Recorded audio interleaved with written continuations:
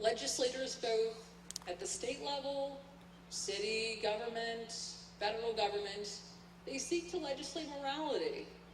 And personally, I find that rather problematic because the real question becomes, upon what do you base your moral view and view of what others should do, and your own personal view of political correctness? And when you introduce the element of force, which is what government is force, upon others, that they themselves don't want that same force to be put on them. And this is definitely something we face and deal with on a daily basis, and something that we need to be constantly paying attention to, laws enacted at our civic level, at our state level, and of course by the federal government. So I'm going to share with you a quote from a former LDS prophet, Ezra Taft Benson.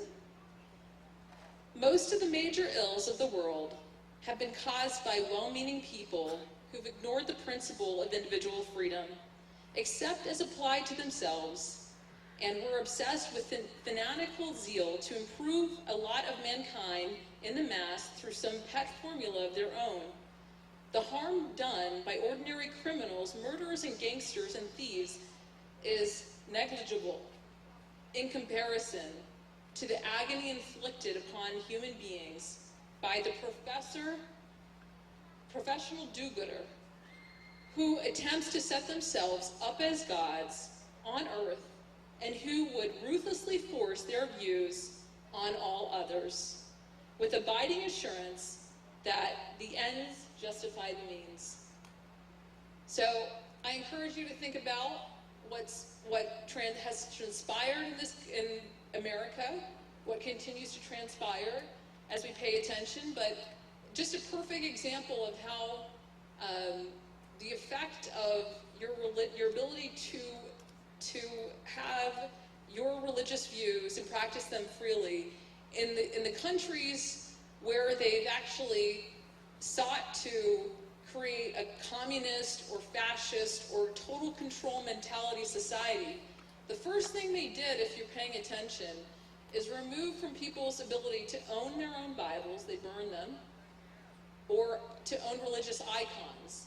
And two of the best examples of that were in Nazi Germany as well as in the former Soviet Union. Because what those governments do is they seek to replace God. They say, we're going to provide everything you need.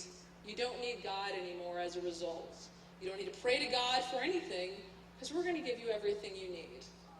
And that's a very dangerous situation that I feel like increasingly we see more and more of that creep happening in this nation, and it's something we need to fight against and seek to protect those freedoms. So if we value our religious freedom, let us read our religious texts, the Bible, whether it's the Bible, whether it's the Book of Mormon, whether it's the Quran, whether it's the Torah, or humanitarian or other secular books.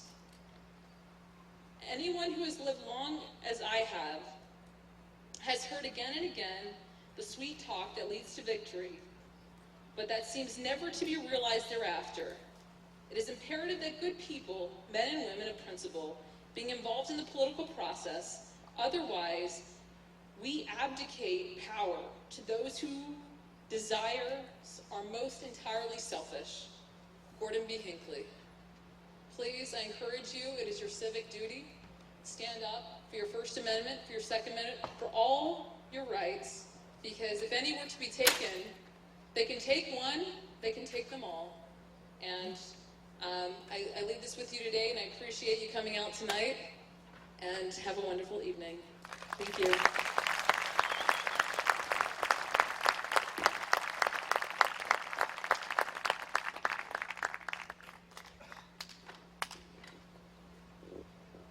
Thank you, Darcy. Next, we're going to hear from a great man who